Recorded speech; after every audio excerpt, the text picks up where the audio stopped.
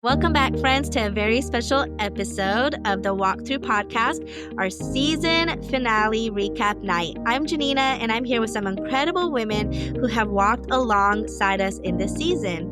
Kiley, my co-host, and our amazing guests tonight are Carrie, Maggie, Carmen, and Anna. This season, we've walked through valleys, celebrated moments of breakthrough, wrestled with waiting, grief, healing, and trust, all with honesty, vulnerability, and the hope of God's presence in the middle of it all. Tonight, we're gathering to reflect, laugh, cry, maybe just a little, and revisit some of the most powerful moments that shaped this season. So grab your tea, get cozy, and join us for this sweet time together.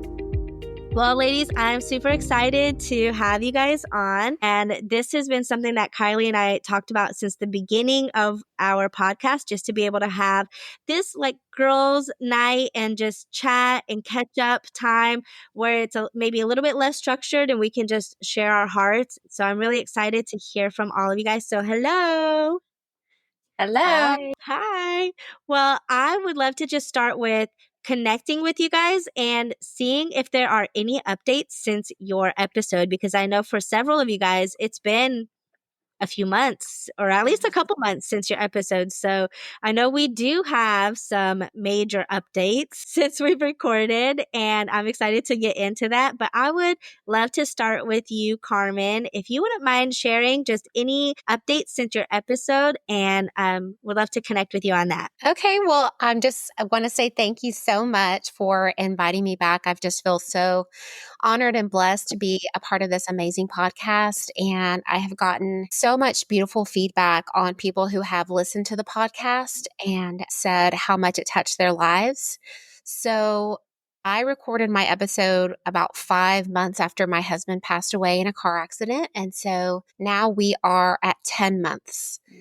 And just looking back, I can say we've celebrated my birthday. We've celebrated both of my daughter's birthdays. We've celebrated Scott's birthday. And now we are coming up on Father's Day. So if y'all would just keep us in your prayers for that. It's just been so beautiful just to see how resilient my teenage daughters have been. And, people ask me all the time, how are your girls doing? And I'm just like, there must be so many people praying for us because, man, if I wasn't their mama and I didn't know, like, I wouldn't know that these girls are grieving. They're just so full of life and just joy and wanting to volunteer at church and spend time with their friends. And it's just so beautiful to see the Lord working in and through their lives. I think my daughter, her small group leader told me that there are 5 other girls in her small group who have also lost parents. So just to have that many girls under the same roof, like in the same church, I know that that is God ordained. And so it's so beautiful to see that the Lord is using Molly in that way. One of the things that I've noticed in the past few months is I've had several people approaching me, letting me know that, hey, I have a friend who unexpectedly lost her husband. Can I connect y'all? And so that's something that I really didn't foresee, I guess, this early in my grief journey. And so my answer is always absolutely, because I know as hard as this journey has been, that the Lord has a purpose for it and He is going to get the glory from it. And I've already been able to see so much beauty from ashes, even in just 10 months. And so I'm just so grateful that I'm able to point people back to Him. Yeah. And to find those silver linings amidst the storm and amidst the chaos. I still have this incredible just peace that I can't understand. I can't explain it. I have this peace, and it's a gift. And I'm so grateful for that. That's awesome. What do you think has made the biggest difference with your girls? Like, obviously we know that it's God's grace, but do you feel like there's anything specific that you've done or that they've done or other people have done for them that have really helped them? I think just our church community, honestly. I don't know how people get through something like this without their church home, because they want to be there. They want to be around, like-minded friends. They want to be around people who are pouring into them and loving on them. And I think just speaking life over them. Yeah, that's really, really good. That's awesome. Are you still in connection with the church that your husband was going to? The Was one it in Arkansas? So the pastor and I are Facebook friends. I'm friends with him and his wife, and they're actually expecting another baby. Oh, And so it's been so fun just to, just stay connected with them in that way. Yeah, and just kind of follow up with each other and check in on each other every once in a while. So it was sweet. Well, thank you so much for sharing, Carmen. I love seeing your updates and just how God is working in your guys' lives, even in the midst of the awful and insane and beautiful and healing year that you have had. So it's cool to just see those updates. So awesome. Well, thank you. Carrie, hello. I'm so glad that you were able to hop on today and you look beautiful, of course. But I would love to just chat with you and kind of see what some of the updates are since we had your episode. Well, I am on a pause from my biblical counseling school that I've been going to. We had a mid-semester break for a few weeks, so that's been nice. I had a lot of different discipleship things that kind of were all going at the same time, but they all crescendoed. And I was just telling my husband last night, it's just been really nice to have just a few things that I've got my hands to right now. And I'm just savoring the break because school starts back up here in another week. So Wow. I've been grateful for that. Another huge update for me. We didn't talk about this much on the podcast, but after a lot of prayer, I had to step away from my network marketing business after 12 and a half years. And that was a really hard thing to process and walk out. And there was a lot of fear there about how it would be perceived and processed by peers and things like that. And, one of the things, I know many of you are a part of network marketing. And one of the things that I've seen happen is people who treat you differently when you're no longer part of the culture or the family. And so I had a lot of fear around that. And some of it was realized for how I was treated. And then some people have just been amazing and gracious. Sorry. It's just been such a part of my life for so long. And I really invested at a high capacity because that's who I am. I care deeply about people. So, but God is good and He's just given me tremendous peace and comfort. And I just know that as hard as it is been to walk away, I just know that He has me and I did the right thing. And above all, obedience to Him was the most important thing. So, Yeah. It's hard when you have something that's such a big part of your life. And even the podcast episode that we released this last week, we talked with someone about kind of losing your identity when you leave a job or when you leave a business. And it's hard when something like that is such a big part of your identity. And also, it's a big part of your friends group and it's a big part of your community and it's just a big part of your everyday life. And so it's definitely something that I could see grieving even if like someone's like, well, it wasn't a person that you lost, but it's still a part of you and something that, and I just want to say as somebody who's like in that same culture with you, that I want to honor your decision and your obedience and how beautiful it's been for me to just watch you walk through what the Lord has called you to do. Because I mean, I know your passion for it and I know your heart for it and I know how much you poured into it and your wisdom. Like you're somebody I've always asked questions and you have so much wisdom in that. And so I know it wasn't an easy decision for you. And I know how prayerful it was because we've had conversations about that. And I just want to honor your obedience in that because it wasn't something where you were like, you know what, this just isn't going well. And so I'm going to quit. It wasn't that at all. And so it was hard and it's hard to walk away when God is telling you to let go of something that you love. So yeah, your obedience has been really beautiful to watch in that, as hard as that is. thank you. Yeah, for sure. I'm sorry that you're having to deal with some of the negative effects of that too. I think that's what makes it harder because that is the events and the community that you have, and then to have to walk away and realize that maybe it was just because you were involved with that. That's really hard. I'm sorry. Yeah. And not everybody understands when God asks you to do something that a lot of people don't understand. Yeah.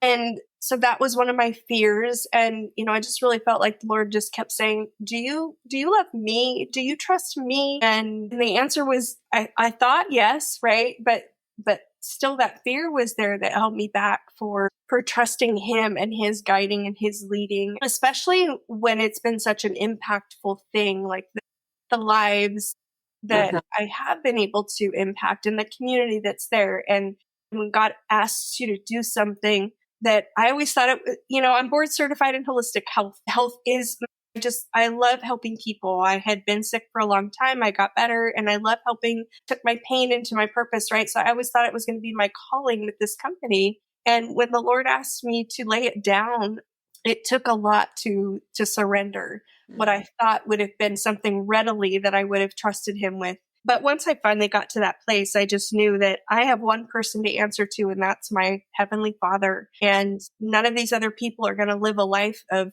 disobedience with me, right? And what that looks like. And I don't want to be in disobedience to him.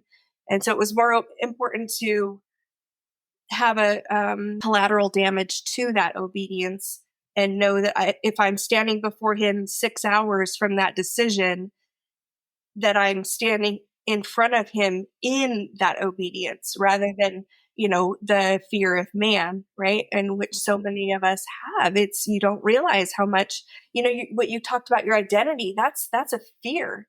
When our identity becomes in other people and circumstances instead of in Christ, it's not rooted in the right thing. And then that foundation is it'll fall void. So it's just been a huge life lesson about how to just trust him and just be completely obedient. And so I'm thankful he finally got me there because it was hard. I wrestled with him for sure.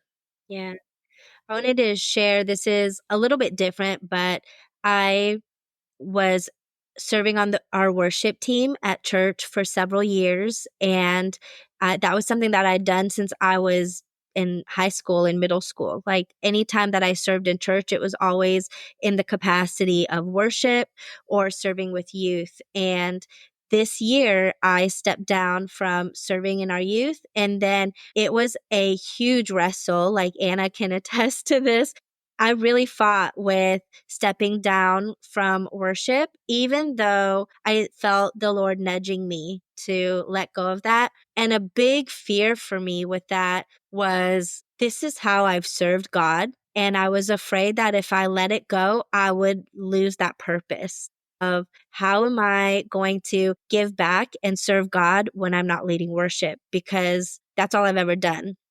And obviously I've served God in other ways, but I just mean in the church, in the capacity that I've served him was through worship and serving on the worship team. And so stepping down from that was really, really hard. And I don't think people realize how hard it is to let go of something that you love. Like you actively love it. You want to continue doing it, but God's asking you to obey. And something that I have found since letting that go is God has just shown me in such a beautiful way, number one, that he doesn't need me to serve in a certain capacity for him to be glorified and for him to be honored.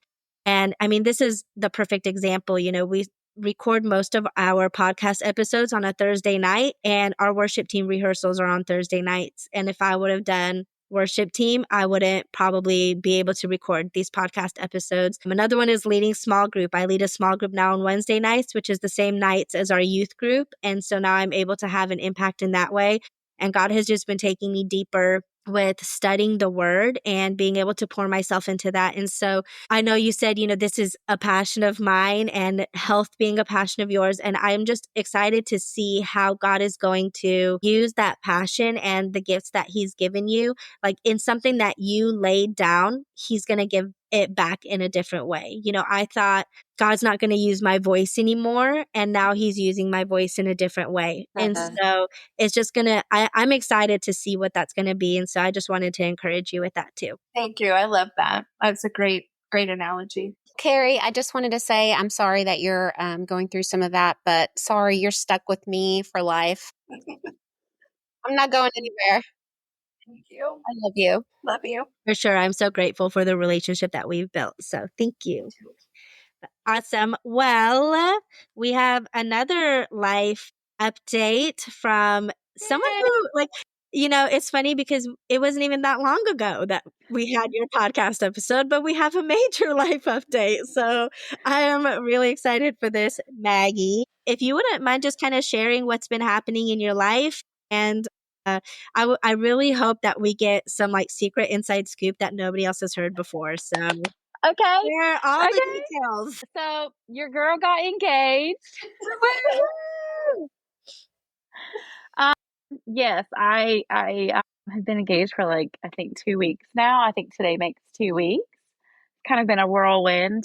Given my story, I don't know if those of you here listen to the podcast, but given my story and then just how I share authentically about our journey on social media, I knew so many people would be excited for me and for my family, but I have been overwhelmed and inundated with just so much love and so many people that I didn't know were praying for me that would message me and they would say people that are more like acquaintances than anything. And they're like, you have no idea how much I've prayed for you about this. And, to God be the glory. And so I was dating him when we did the podcast and I was not obviously sharing that because I have been in the dating world for 8 years.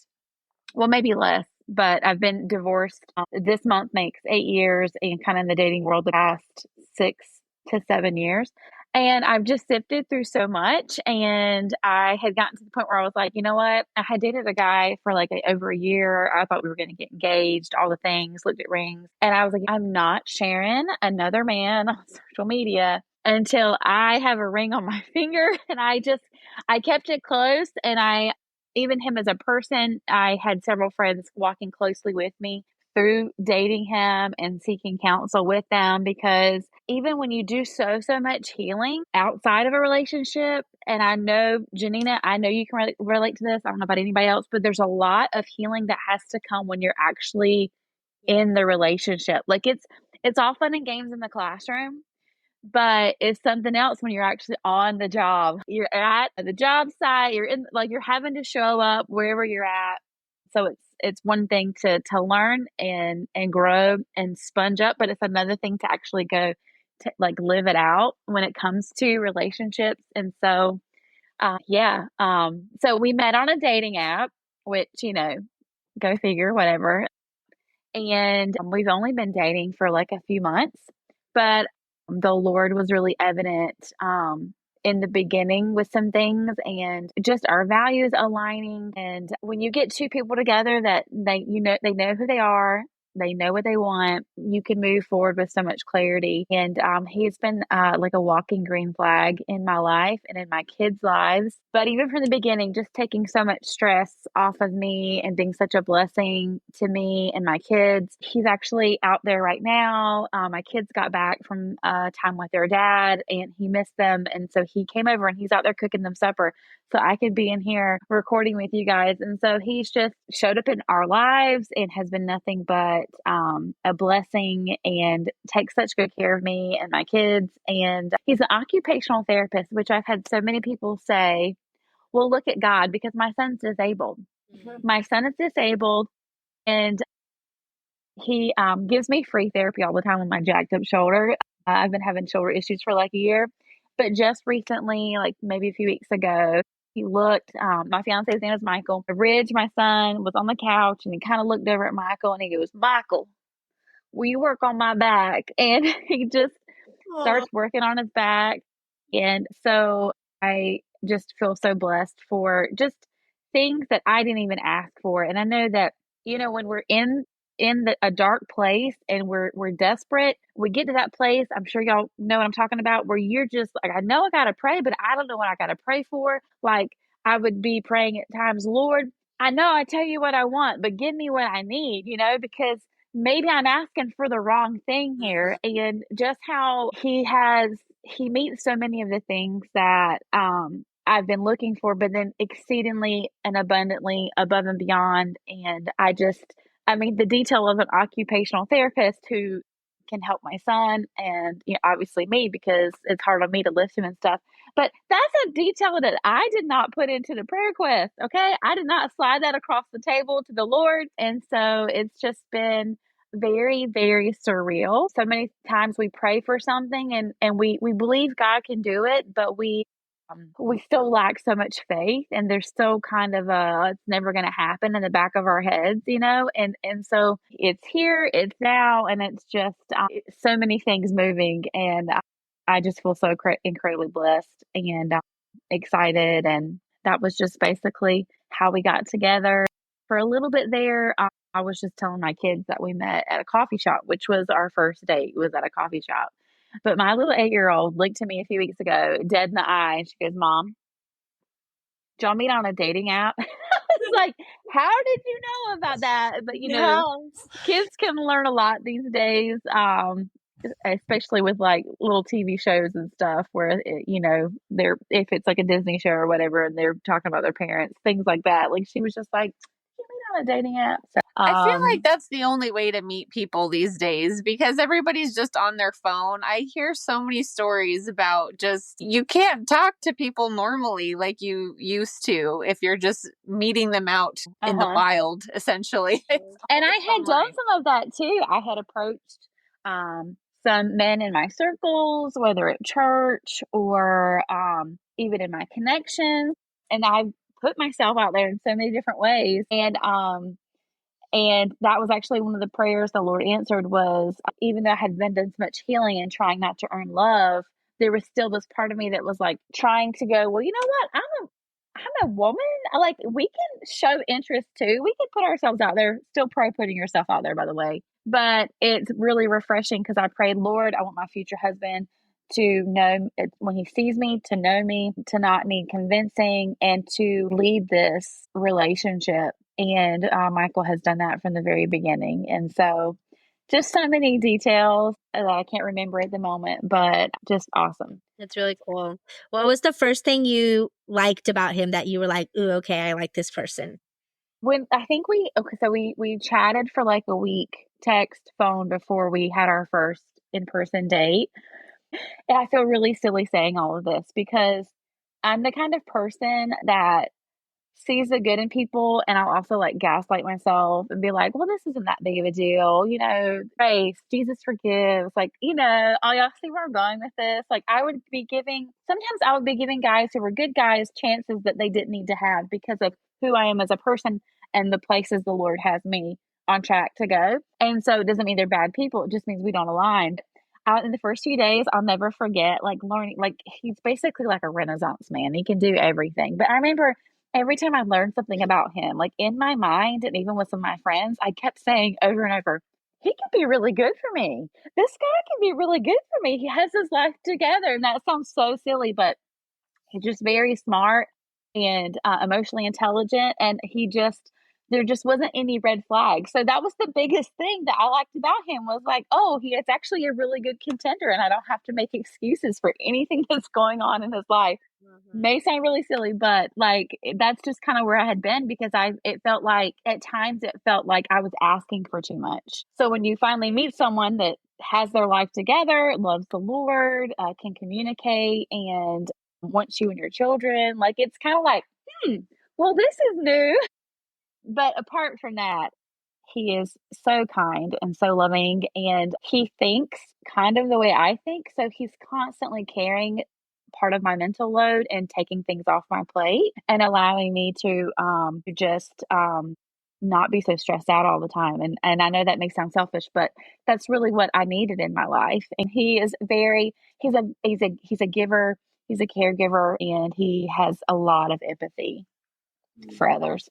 That's so cool. I'm very excited for you, because obviously I've known you for a long time, and we were both like the single mamas of our group. And so it's just been really cool to watch your journey and just see the Lord work. And I love, that's a lesson we can all learn about the prayer request of even the things that I don't know to ask for. If I need it, Lord, let that be for me. So that's really cool. And congratulations. Thank you so much. Yes, awesome. Well, Anna, I know you have some exciting life updates too, but I know that your episode is one that touched a lot of people, and really all of these. I mean, we've had so much positive feedback, and all of you ladies are so wise. And every episode that we've had, I told Kiley, I'm like, I don't know how we get these people. Like, this is so good. Like, and it's great because I think for a long time, and even our first episode that we recorded, we were like, we want to have a platform where we can share other people's stories and we can walk through life with other people. And one thing I didn't anticipate is how much God was going to speak to me through each of you guys and how much I was going to learn through this. And so it's just been really great. So I wanted to say thank you. And your episode too, even though we're like BFFs and are together all the time, I feel like I learned so much. So I would love to hear from you and any life updates you want to share. Well, I did get some feedback, and people that I guess that I didn't even know, maybe like acquaintances, or I think people that knew you, but then knew me through you, sent me some messages and just told me that, they really appreciated the vulnerability of that episode, and just from speaking out about some embarrassing things, like even just mental health things, that's embarrassing sometimes to, I don't know, it can be perceived as a weakness when you talk about, your struggles. And I have learned that vulnerability is really just a superpower. I know my sister will say, Anna, you don't have to tell all of that. I'm like, yes, I do. Because you never know what I do kind of overshare sometimes. But even then, you never know. Like they could be going through the same thing. My mom, we talked about my mom. She passed away in February, and she was my best friend. We've been so close all of my life. And she was a big supporter of I had a business. And in this business, she pretty much was, I don't know, I guess she was financially helped me get the studio at the time, just because I didn't have any credit, and she helped me with that. And she really loved the studio, which is a fitness studio. It's a group fitness uh, place where all people, but it's mostly women, if I'm being honest, because men typically don't work out in group classes, but where people can go and have a space to be together and not be intimidated with each other, and just work out and hold each other accountable. My mom loved that, and she was a cheerleader for anything I did. Like if I said, hey, I want to go to Mars, she'd be like, okay. And so she was a big supporter of that. And so I've had this studio, and it's just kind of been after the 2020, year of chaos, it pretty much just never recovered. And so it's kind of just been hanging there, this studio, and it represented failure. And it represented, at the time, my marriage was kind of in shambles in that period of time as well. So that place, even though it didn't necessarily mean failure, it just, I guess it was kind of like that sore that for some reason just screamed failure. And so after she passed away, and after we got all the things settled, which was pretty recent, we finally got it in my name, and we thought about selling it. We thought about renting it. But I just had this, I think I even mentioned this, I didn't really know what to do with it. And I just thought, okay, I don't want to make any crazy decisions. I'm just going to wait for the Lord. And he sent me this nice man. He is a martial arts instructor, and he was needing a place to have his lessons and his personal training. And I was like, okay, I think this is it. This is what we're supposed to do. And so I have recently just been renovating it and trying to get classes going again. And it has been so fulfilling to give a facelift to the studio. And I really feel like Mom would be so happy that I am starting it back up again. And she was always in my classes. I mean, she was always in the back, and always so excited to come. The first class that I taught, it was hard. During the class, it wasn't hard, but like after class, after everyone left, it was so overwhelming because I knew she would be there helping me clean up, But it was great, and I've taught three classes since then. And it's been helpful because it's a small group through my church. And so all the ladies in that group knew that. And so they prayed for me. And it's just been such a great transition. And now it doesn't really feel so much like a failure anymore. It kind of feels like, I don't know, like a push. Like it was something that I had to go through, but now it's over. And this business it never really was supposed to be the business that I intended. And I really feel like it was always a ministry. Even though I do have to pay the bills, I can see the other side of it. I can see how it is affecting my community and the women that are part of it. And like the jujitsu, it's so hard to say that word, instructor, the name of his group is Disciple Jiu-Jitsu. And I love like his approach to martial arts.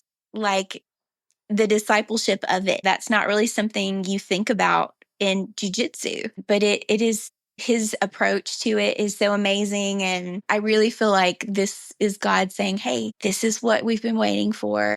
And so I feel like I'm on go. I'm so excited. I have all these ideas and these dreams and these thoughts about it. And my mind just can't slow down with all the things that we could do. I'm like, let's have a Bible study. Let's have a painting class. Let's do this. Let's do that. And I'm like, okay, I gotta slow down. I love that. And honestly, like your small group, I mean, I think I was helping out with the small group signups and everybody wanted to sign up for that group. It was like the most signed up for. And so it's really cool I think that was for me when I looked at that, I was like, there's a need and there's a want here, because people were excited about it.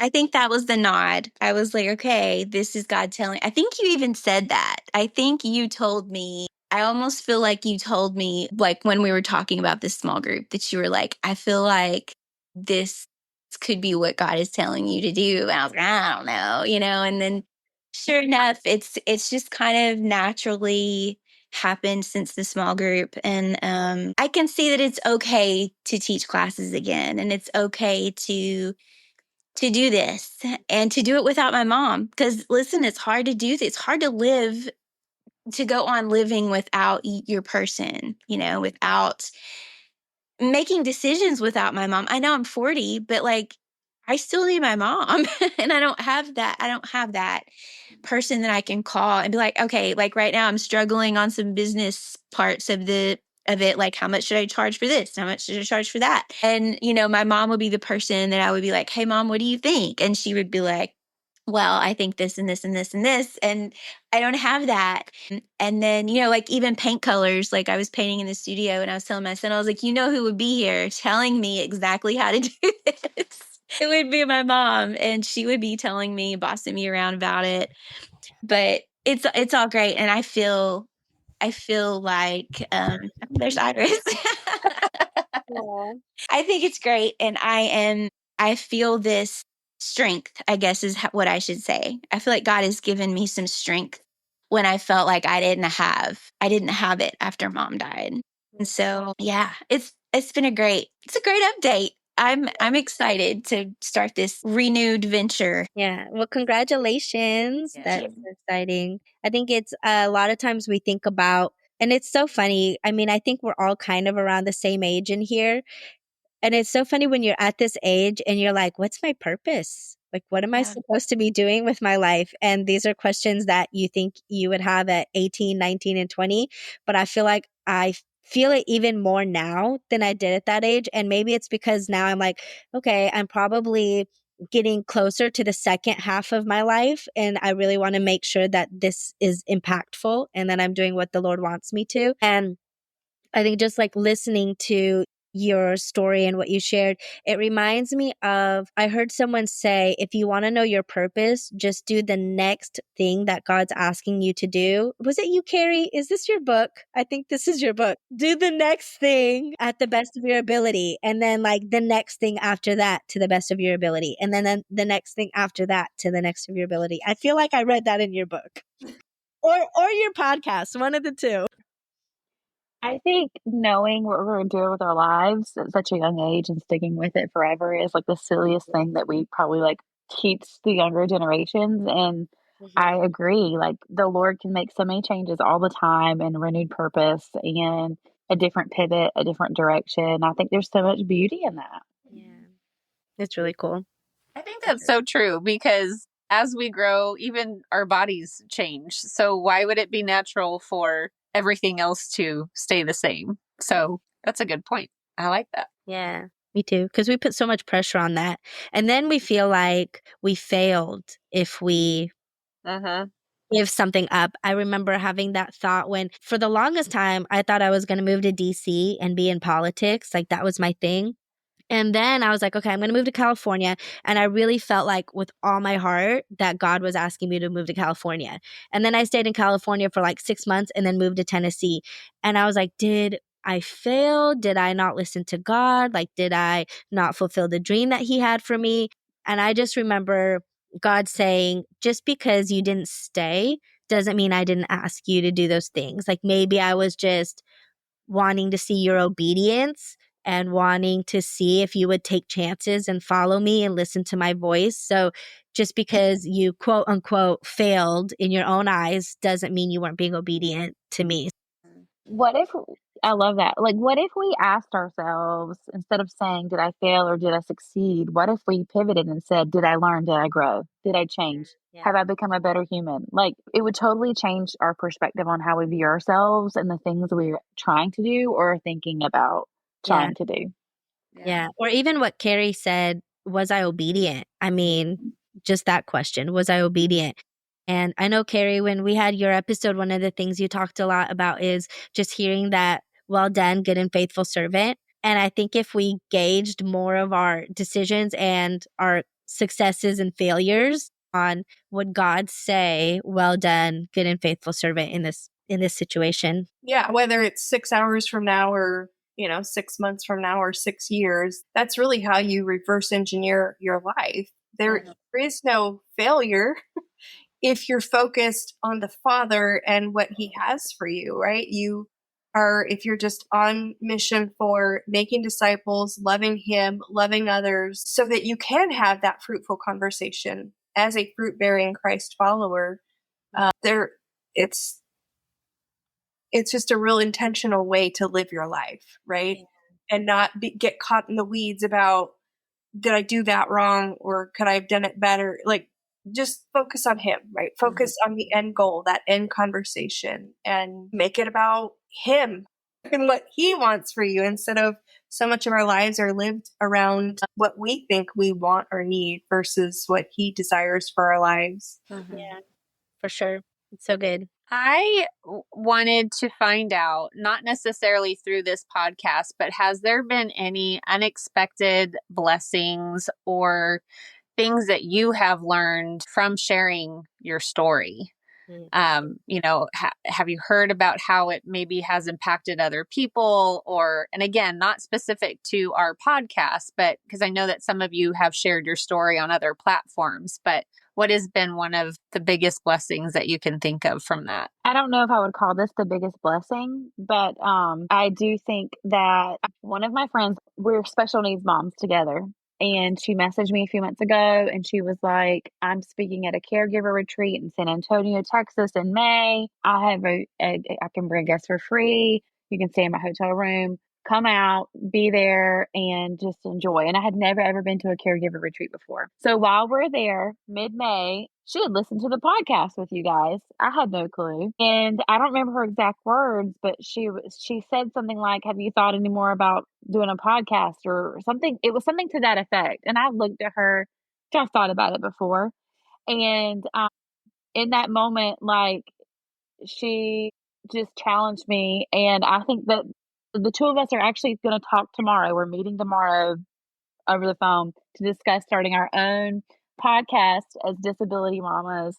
And so, which I got a ton of good feedback from the podcast itself, but to me, it was encouraging to spend time with her and hear her perspective because, when we're talking and sharing and we're like bragging on God and sharing our testimonies, other people are like seeing the glory and we forget the glory and we forget the purpose sometimes because we get lost in the middle of the story. And they're like reminding us, hey, this is what you're meant to do, XYZ. You need to go step into that. You need to move forward. You need to take action on that. And I feel like that was a blessing for myself personally to be reminded of this is the path you're supposed to go on. And that was encouraging to me. Yeah. That's awesome. I vote yes for a podcast. Yeah. If my vote counts, I vote yes. Well, and I think it reminded me, so Gianina, when you and I did our pilot episode to talk about the reason why we wanted to do this podcast, I feel like there's so many people that don't want to share their story because they don't think that other people are going to find any importance in it, or it's just me, nobody's going to care. But I think when you start to share your stories again, people come out of the woodworks because they can relate to it. And I think people just need to know that they're not alone in dealing with those certain struggles that they have. And so I know, Maggie, you probably didn't think much of it. And then you're starting to hear like, maybe we do need to do this because maybe people do need to hear our stories. So that's great. That would be awesome. It ends up being in vain, right? If you keep it to your right here, right? And that's not like God asks us to go through those things so that He is glorified. And so if we never speak of that, right, then we're holding back the opportunity of what we're put on here, here to do. I mean, it's very cathartic and healing to walk out life every day, right? Just as God sanctifies us and grows us, He allows these challenges to draw us closer to Him so that we know Him and trust Him and are faithful to Him and what He has for us, right? So it actually, it's a core part of being a disciple is to share your story. Like you should always be prepared. The Bible says to always be prepared to give a statement of your faith, right? Well, it's not just why you believe it, but it's what you're walking out that is part of the story. And we all go through different seasons of life, seasons of stories, seasons of being used for God's glory. And we should always be prepared to connect with people because the one thing that the enemy wants us to believe is that we're alone. You're the only one, Maggie, that is walking this out. You're the only one, Kiley, that's going through this. You're the only widow, Carmen. You're the only one. And that's a lie. And that isolates us. But when we're vulnerable and we're honest and authentic and share, that vulnerability actually connects us to people. Because the truth is that there are so many people out there that need that God saw us through, whatever it was. God saw us through so many things in our lives, wherever far we've come. So it really is the core of what we're supposed to do. And, even when I went to write my book, the enemy was like, there's nobody that's going to read this. There's nobody that's going to care, like nobody. And I just had to really fight through that. And I think, so if we can get to a place where we're like, Lord, who can I offer hope to through what you've brought me through, right? Because if we're still here living and breathing, He's brought us through something. And more often than not, every single day is an opportunity for a new story of how God uses us. So, and just know that God desires to use you and your stories, not just story, but plural, like it's an ongoing process. Our sanctification is a story that gives other people hope. That's so good.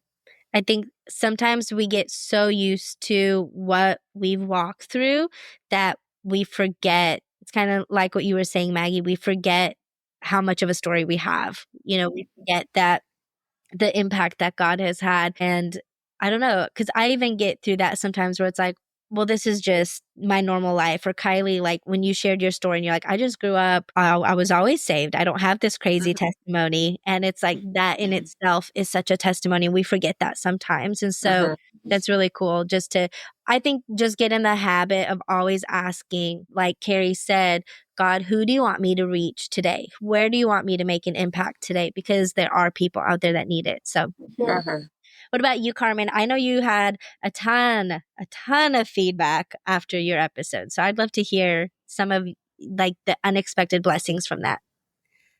Absolutely. It was crazy. I even had strangers reaching out to me on Instagram that were like, hey, I heard the podcast and it really touched me. And I was just like, oh my goodness, like I had no idea that there were, other widows out there who were going to come across my story and it was going to impact their lives. So I'm just so grateful for all the little blessings, because I feel like for so long in my marriage, we were together almost 20 years. I was striving to be this Proverbs 31 wife, and really just fighting for my marriage. And I'm so grateful that the Lord did answer my prayers. My husband did go to rehab. Our marriage was restored. We got to go, this beautiful honeymoon. He restored his relationship with our daughters before the Lord took him in such a beautiful way.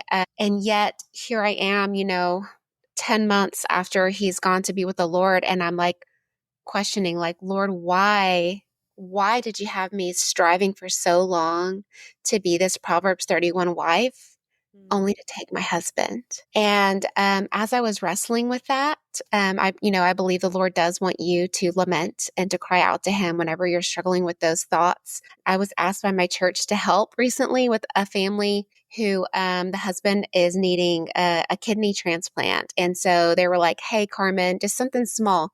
Carmen, can you help with the graphics? And I was like, absolutely. And as I'm learning about like what's going on, I'm like, okay, do y'all have spreadsheets? Have you made phone calls? Like, do we have this? And all of a sudden, y'all, it was like the grief fog lifted. And I had been asking God, like, why is this fog on my brain? Like, I feel like I'm going to be stuck in this forever. And all of a sudden, just like I was me again. And, this fundraiser that we thought we were going to raise like $3,000 or $4,000 ended up raising over $16,000. And as I went to the bank and I, pulled all this money out, I heard the Lord speak over me. You are a Proverbs 31 woman because of who you are in me. It doesn't have anything to do with your husband. And so I was just so grateful for that he revealed that to me, that he is still going to use me to multiply everything that I touch, because he knows that I'm going to give him the glory for it. Yeah. It's so good. I thought that was just such a beautiful reminder to, keep digging into his word and to just keep acknowledging his nearness, because he is near to the brokenhearted. Yeah. And I'm so grateful to be able to be a witness to that. It's so good. So good. Yeah. Well, I think one of the questions that we had when we announced that we were doing this episode is about forgiveness. And the question came up about, how do we forgive people that have hurt others, like on behalf of others? And we actually had this conversation in a group of women that I went to a conference with them. And specifically what we were talking about was, sometimes like these mega celebrity pastors or different people. And like the most recent thing I've seen that's happened, obviously, is with Michael Tate, that has been in the media, and how he has hurt other people. And just we see the impact of pain, especially in the church. And I think that's so tragic when we see that. And this question was really about, how do we forgive people on behalf of others when they've been wronged? And I know, Carmen, you mentioned in your story about your friend growing up that was killed by a drunk driver.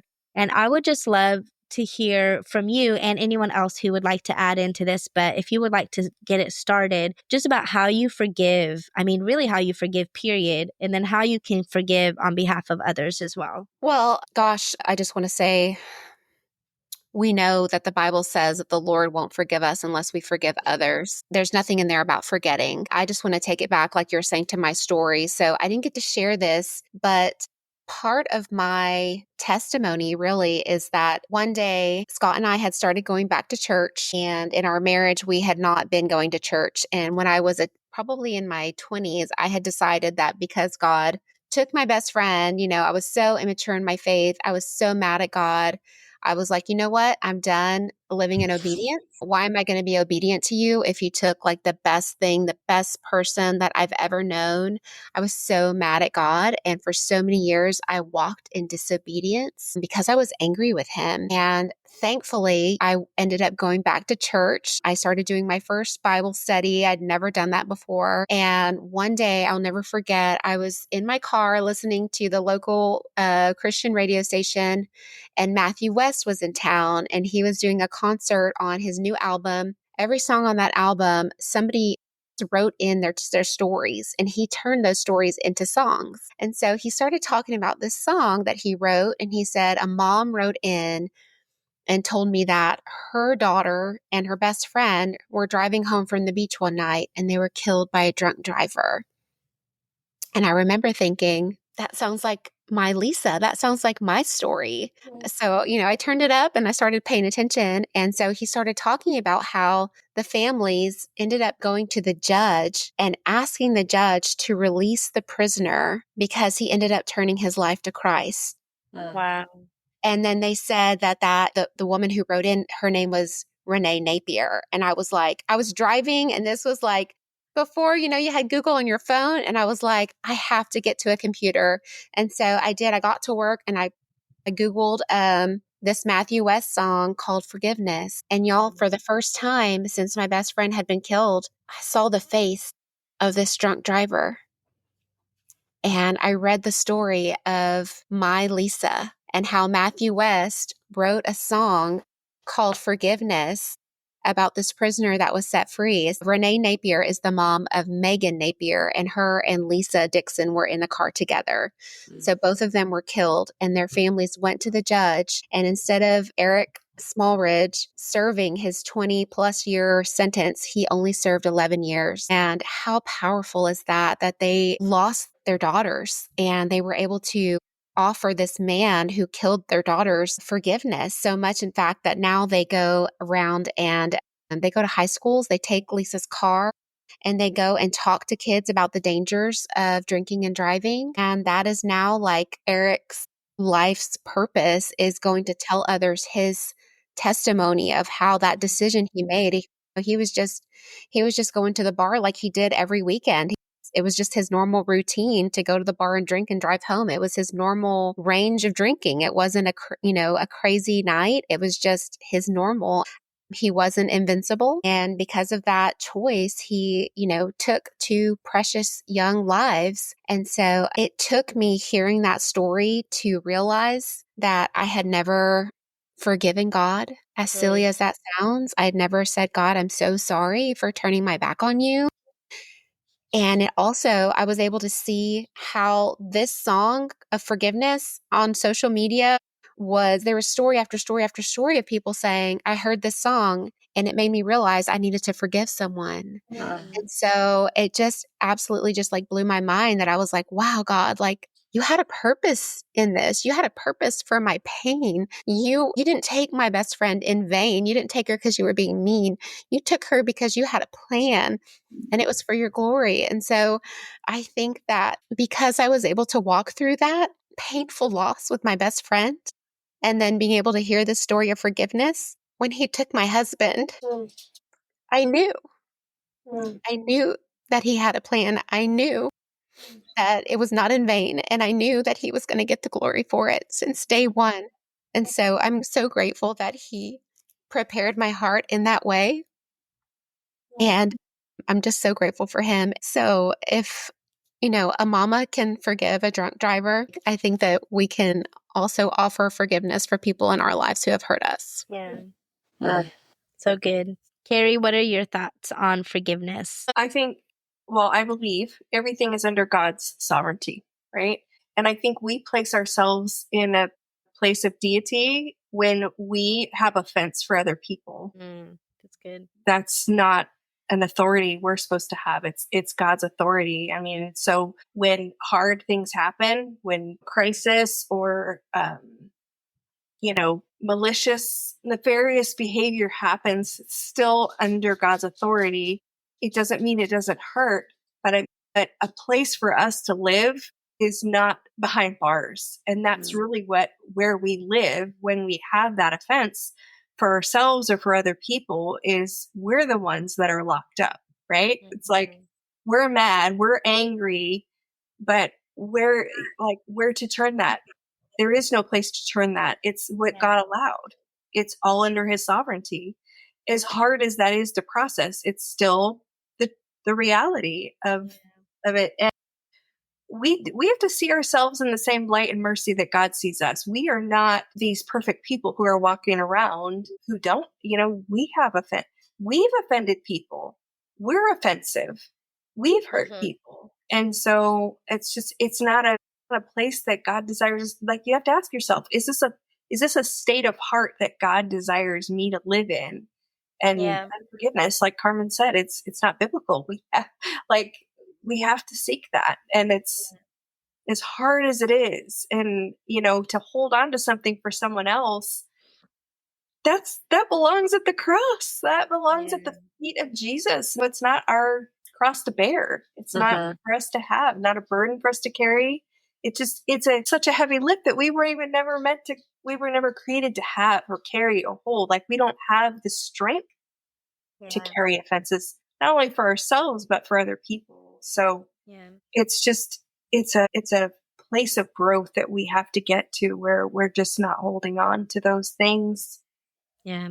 I saw a post the other day that said something about not knowing everything that's happening in the world, because, in our day and age, we carry more burdens than anybody ever in existence, because we're so aware of everything that's happening in other ends of the world, and even in our backyard, that maybe we wouldn't know if we didn't have social media. And so I think that's a big part of it, is realizing what burdens are yours to carry, what forgiveness is yours to walk through, and what forgiveness is yours to just say, okay, this isn't my offense, and I just need to lay it down at the cross. And then the ones that are meant for you to walk through those with the Lord, because Well, let me ask this, because this is something that my son asks me all the time, and I don't know that I have a good answer for this, but how do you forgive God when you feel like he's let you down? Well, it's not biblical. Yeah. He doesn't. It says he never leaves us or forsakes us. Even though we have feelings of that we've been abandoned, it's not biblical. And our feelings aren't even something that are trustworthy.